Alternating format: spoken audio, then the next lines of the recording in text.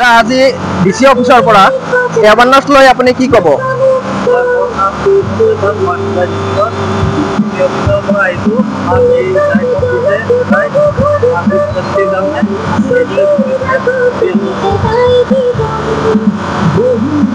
Road सेफ्टिर कारणे बाल्य विवाह আৰু সৰু ল'ৰা ছোৱালী কাম নকৰাৰ কাৰণে আৰু হৈছে আপোনাৰ ড্ৰাগছ মুক্ত অসম গঢ়াৰ কাৰণে আৰু বাল্য বিবাহ এইটো কাৰণে আজি মানে এইটো আৱাৰনেছটো হৈ আছে গোটেই মানে আপোনাৰ সজাগতা অভিযান চলাই আছোঁ লামডিনত।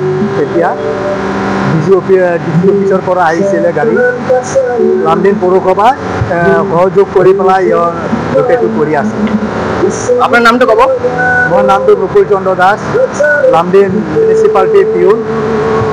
ডিচি অফিচৰ পৰা এই প্ৰগ্ৰামটো গোটেই মানে জিলা ভিত্তিত মানে কৰি আছে আৰু মানে এতিয়া লামডিন মিউনিচিপালিটিত আজি আহিছে। তো লামডিনতো মানে এই সজাগতা অভিযানটো লামডিনতো মানে চলাই আছোঁ। তো এতিয়া আমি 13 নম্বৰ ৱাৰ্ড আৰু 10 নম্বৰ ৱাৰ্ড নদীৰ পাৰ এতিয়া এইফালে হৈ আপাৰ বাহুপট্টি হৈ পেলাই আমি ইয়াতে এতিয়া কলেজৰ ওচৰত আহিছোঁ।